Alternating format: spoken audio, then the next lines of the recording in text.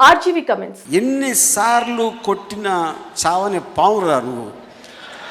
సినిమాలోనే కాదు నిజ జీవితంలో కూడా ఎవరి మాట వినని ఆర్జీవి నా ఇష్టం అంటూ ఎన్నికల సమయంలో వైసీపీకి సపోర్ట్ చేస్తూ అప్పటి టీడీపీ జనసేన పార్టీపై సోషల్ మీడియాలో ఇష్టం వచ్చినట్లుగా పిచ్చిరాతలు రాసి రాజకీయ నేతలను ఇబ్బంది పెట్టేవాడు. ప్యాకెట్ స్టారు అని, అస్మద్దుడు అని, గుండు సున్నావని, తెలియదని అందరూ నోటుకొచ్చినట్టు వాగుతుంది. దీనికి వైసీపీ పార్టీ కూడా అతనికి ఫుల్ సపోర్ట్ చేస్తూ వచ్చింది.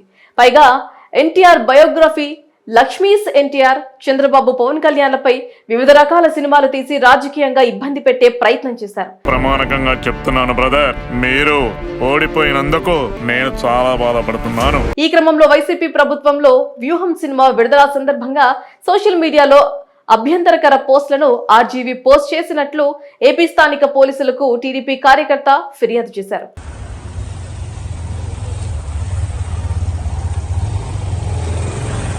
అలాగే CM Chandrababu, deputy CM Pawan Kalyan, మంత్రి నారా లోకేష్ ఫోటోలను మార్ఫింగ్ చేసినట్లు ఫిర్యాదులు అందగా పోలీసులు కేసు నమోదు చేశారు.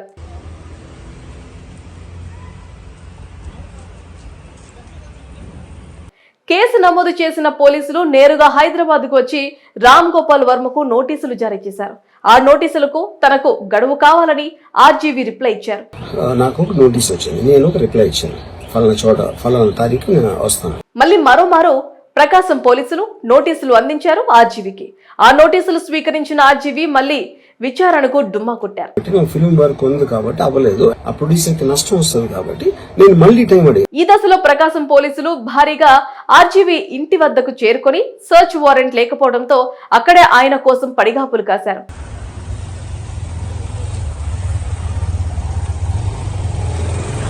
ఈ దశలో ఆర్జీవి షూటింగ్ నిమిత్తం వేరే ప్రదేశానికి వెళ్లినట్లుగా పోలీసులు గుర్తించారు.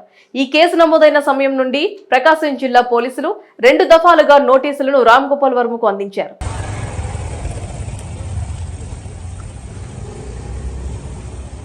ఒకానొక దశలో రామ్ గోపాల్ వర్మను అరెస్ట్ చేయబోతున్నట్లుగా కూడా వార్తలు కూడా సోషల్ మీడియా వేదికగా హల్చల్ చేశాయి.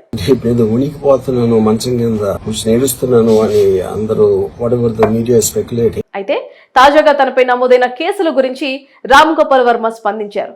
ఆర్జీవి మాట్లాడుతూ తనకు వచ్చిన నోటీసులకు చట్టపరంగా సమాధానం ఇచ్చినట్లుగా తెలిపారు. నాకు ఒక నోటీస్ వచ్చింది, నేను ఒక రిప్లై ఇచ్చాను, ఫలానా చోట ఫలానా తారీఖు నేను వస్తాను.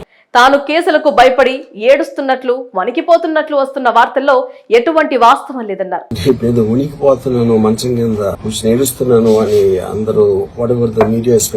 అలాగే తాను ఏడాది క్రితం పోస్ట్ చేసిన ట్వీట్ వల్ల అసలు వ్యక్తుల మనోభావాలు దెబ్బతినకుండా ఇతర వ్యక్తుల మనోభావాలు దెబ్బతిన్నాయని తనపై కేసు నమోదు చేయడం విచిత్రంగా ఉందంటూ ఆర్జీవి స్పందించారు.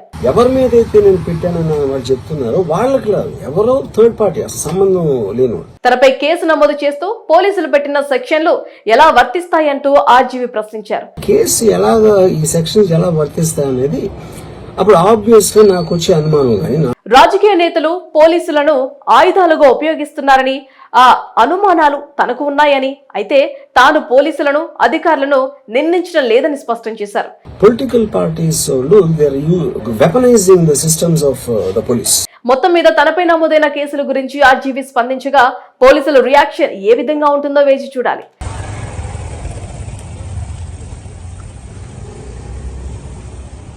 ప్రస్తుతం తాను సినిమా షూటింగ్స్ లో ఉన్నట్లుగా ఆర్జీవి తెలిపారు.